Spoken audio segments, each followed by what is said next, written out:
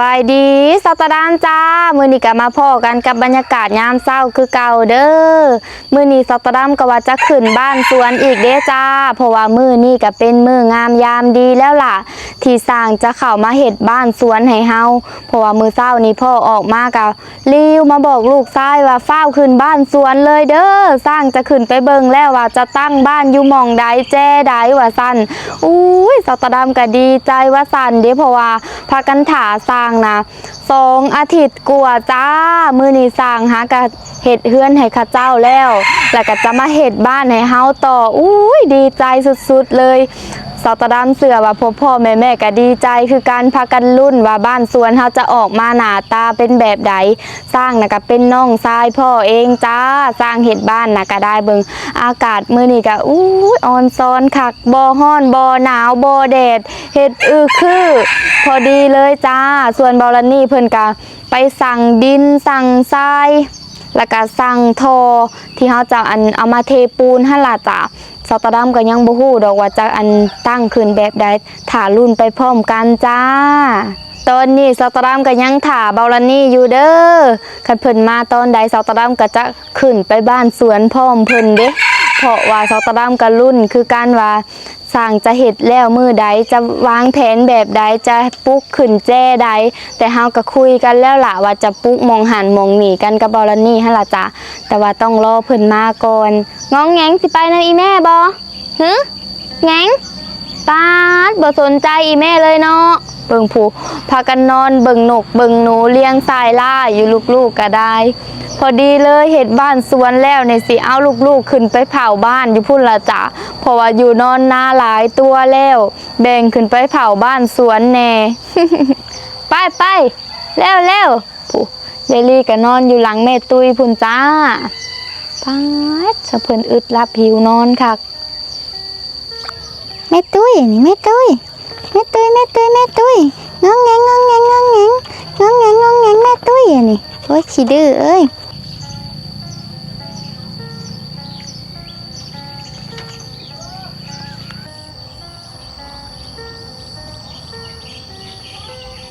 ไปเดี๋ยวสตาดามจะพาเลาะหลังบ้านก่อนจ้า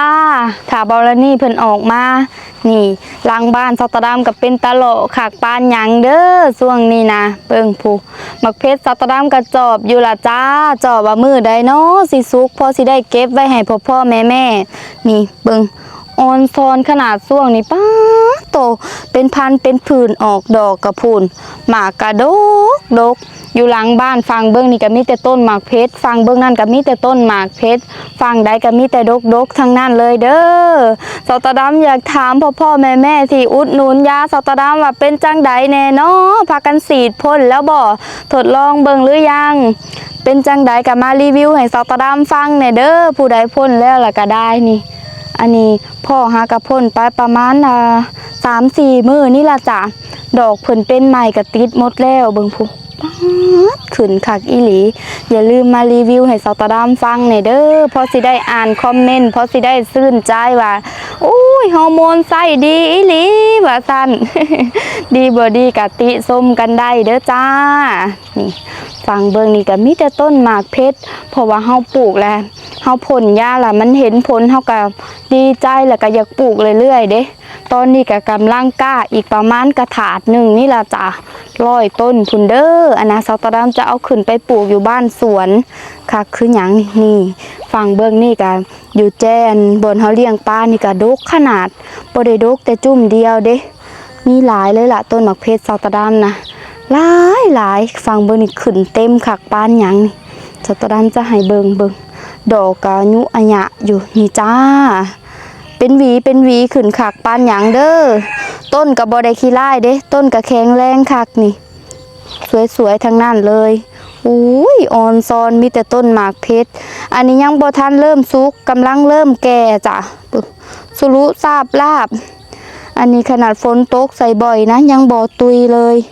ปกตินี่น้ำขังนี่ฝนตกบ่อยนี่อุ้ยเห็นต้นหมากเพชรบ่อยากแข็งแห้งปานใด ได้ย้อนแต่ว่าเฮาอันปลูกหม่องสูงแหน่จักหน่อยจ้าต้นน้อยๆก็เป็นพันธุ์เป็นพื้นขึ้นเด้อนี่ปกติช่วงที่เซาตาดามมันอยู่ลาวนะเซาตาดามอยากบอกว่าปลูกหมากเพชรช่วงหน้าฝนน่ะบ่ได้กินเลยมันจะมีปัญหาหมากเพชรเน่าแล้วก็บวมน้ำจ้ะแต่ว่าอันนี้บ่มีปัญหาเลยเด้มีแต่หมากสวยๆทั้งนั้นเบิ่งผู้สุรุทราบลาบบ่มีปัญหาเรื่องว่าหมากจะเน่าจะแมงอีหยังนี่น้อยนักนอกจากอัน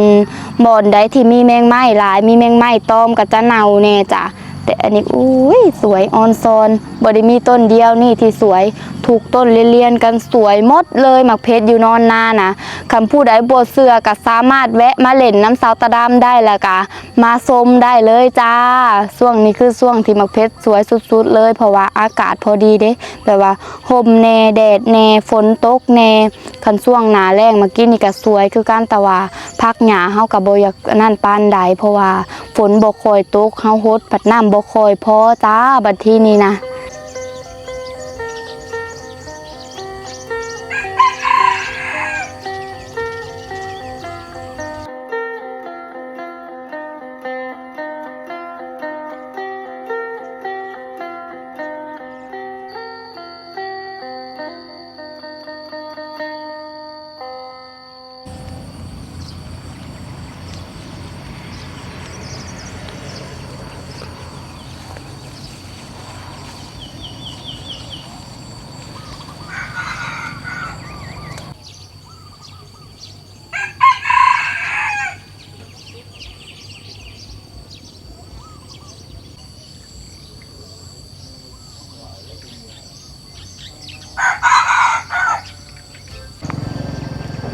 เมื่อกี้ได้ยินเสียงรถบอลนี่มาแล้วล่ะจ้าไปเดี๋ยวไปหาเพิ่นก่อนเพิ่นจะพาขึ้นบ้านสวนเลยบ่ส่วนหมักเพชรสาวตาดำนี่อยากบอกพ่อแม่ว่าผู้ใดยังบ่ทันอันสั่งฮอร์โมนฟ้าวเด้อเดี๋ยวบ่ทันกินหมักเพชรเด้อนี่สาวตาดำก็ได้อันถ่ายให้เบิ่งแล้วว่าผลลัพธ์มันเป็นจังไดฟ้าวเข้ามาเด้อจ้าจนผู้ใดสั่งแล้วก็รีวิวได้ไปหาบอลนี่จ้า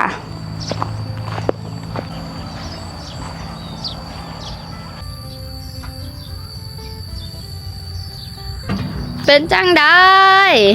คือไปไวมาไวแท้ล่ะสบายดียามเช้าครับผม เมื่อเช้าพ่อออกมาตั้งแต่เช้า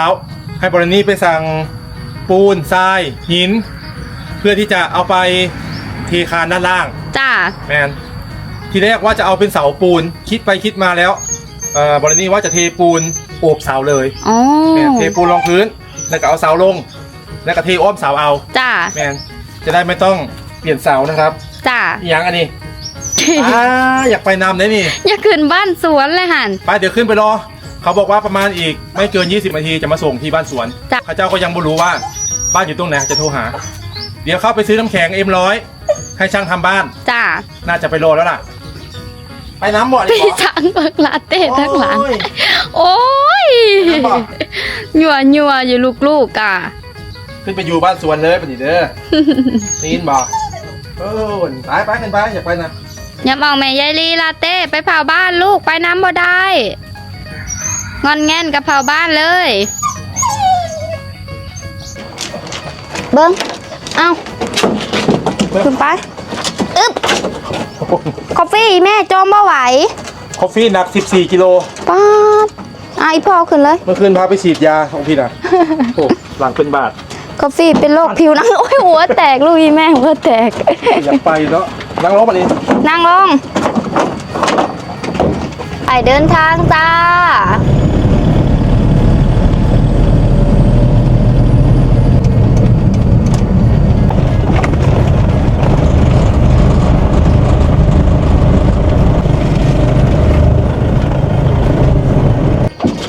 มาฮอดบ้านสวนแล้วจ้าป๊าดมาแต่ซื้อน้ำแข็งกระโดดส่งของกับมาฮอดบ้านสวนพอดีเลยผู้บรนี่สั่งอีหยังแน่เนาะมามีเทิงปูนมีเทิงหินมีเทิงดินทรายดินแห่ครบสุดเบิ่งผู้ฝั่งเบิ่งนั่นผัดว่าทอสิเอามาใส่เสาจ้าโอ้โหรวดเร็วทันใจขักปานหยังคนลงเลยเบิ่งพุ่น ลูกสตอดำก็แล่นเบิ่นซ้ายเบิ่นขวาเพิ่นบ่ได้มาตั้งดนปึ๊บแป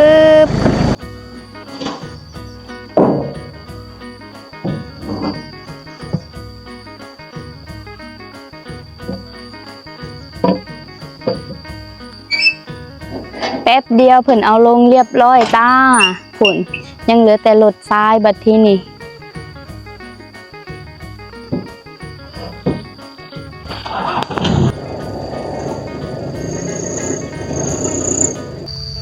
เป็นจังได้ โอเคถูกใจครับผม ว้าว ทีแรกว่ารอ1 อาทิตย์ พ่อมาตั้งแต่เช้ามาบอกว่ารีบไปสั่งหินปูนทรายเด้อช่างจะเข้ามาเทคานไว้ จ้า เทคานแบบว่าการดินมันซุดนะขุดลงไปประมาณหัวเข่าแล้วก็เทปูนไว้แมนส่วนอันนี้จะเอามาพร้อมเสา อ๋อ พอจะเทปูนใส่ตีนเสาเลย ช่างกลับมาแล้วครับผม ว้าว ช่างก็เป็นน้องชายพ่อนี่แหละน้องชายคนที่2พ่อมีน้องชาย3 คน อ๋อ อ้าวในการเนาะ สุดยอดจ้าป๊าดโถอันนี้โถจะมาใส่เสาคือเอาใหญ่แท้ล่ะ เสาเราก็ใหญ่คือกันเด้อ นี่มันก็ได้เทปูนนิดนึง จ้า เพราะว่าเสาก็เกือบเท่ากับท่อแล้ว จ้า ปูนลงนิดนึงอ้าวคักปันหยังกันปวก เพราะว่าบ้านสวนเราปวกเยอะมาก ไม่รู้ว่าด้านล่างนี่ปวกกินหมดหรือยังเสานะ นี่ช่างมาเรียบร้อย ไปลุยเมื่อกี้ปูบอกว่าสร้างจะมาทำบ้านประมาณ5 คนเด้อจ้าอุ้ยสตอดำกระล่วงอก5 คนน่าจะแล้วไว้อยู่จ้าเบิงผูตอนนี้บอลนี่เพิ่นกำลังพาปูไปหาเลาะว่าเอาแบบนี้ทรงนี่เอาแจนี่แจนั่นเมื่อกี้ในห้องมาถามสตอดำว่าเอาลงไปเห็ดอยู่ไหหน้าดีบว่าสั้นสตอดำว่าอ้าวคุยกันคักๆโลดบอลใดมันเห็ดสบายก็เห็ดโลดว่าสั้นผูเบิงซ้ายเบิงขวาอยู่ตอนนี้ไม่ซอกเงิน150 ปีมันมีชนิดอะไร ป้าดนอนเบิงอีพ่อคักแท้ละอะนะแงงไปแล้วแม่ไปเห็นงานซอยอีพ่อเร็วลุกเร็วเบิงผูบ่นสุเพิ่นพากันนอนกับความคักต้องแต่งออกมาแล้วแม่หมุนไปเห็ดเพียงอยู่หันนะ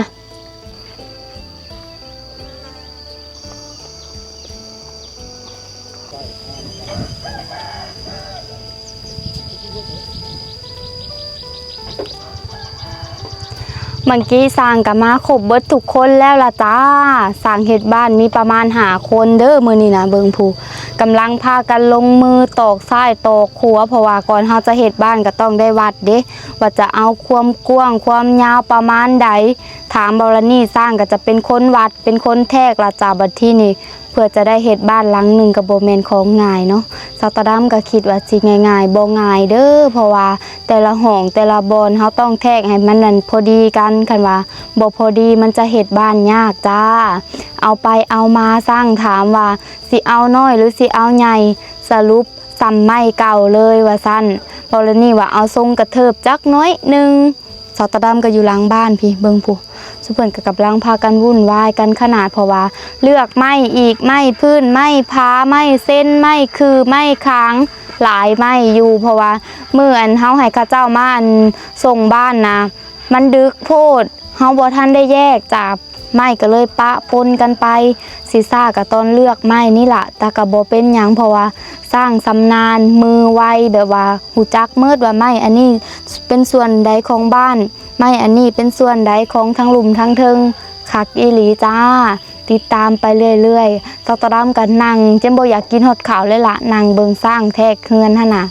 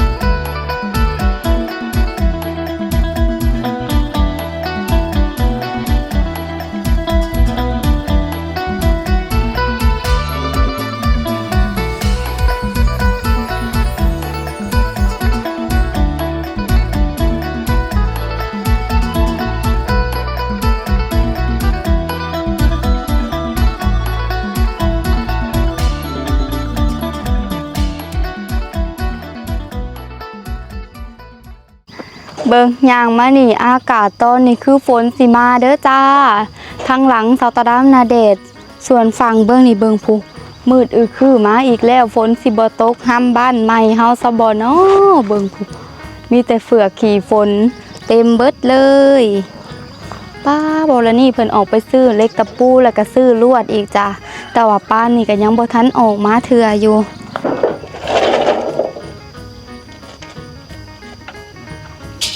นี่ฝั่งนี้กำลังเริ่มเด้อบ้านสวนเฮานี่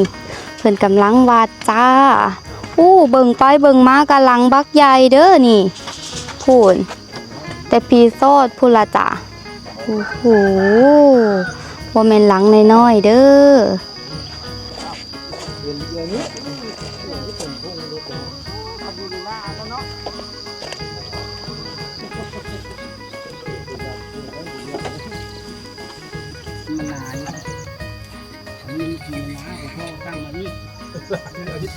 ใจบอกแล้วรู้มาว่าไม่ได้ข้าว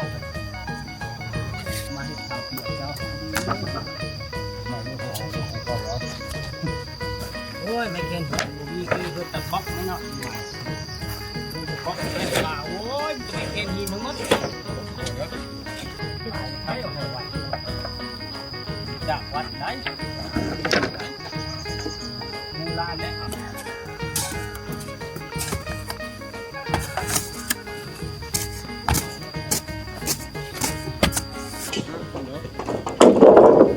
ตอนนี้สาวตะดำก็เริ่มได้นั่งรุ่นอยู่พี่แล้วล่ะทำอิฐไปนั่งอยู่หลังบ้านบัดที่นี่เห็นเพิ่นขุดหลุมแล้วก็ฟ้าวมานั่งรุ่นอยู่เทิงพี่ละจ้าเบิงปู่โอ้ยรวดเร็วทันใจ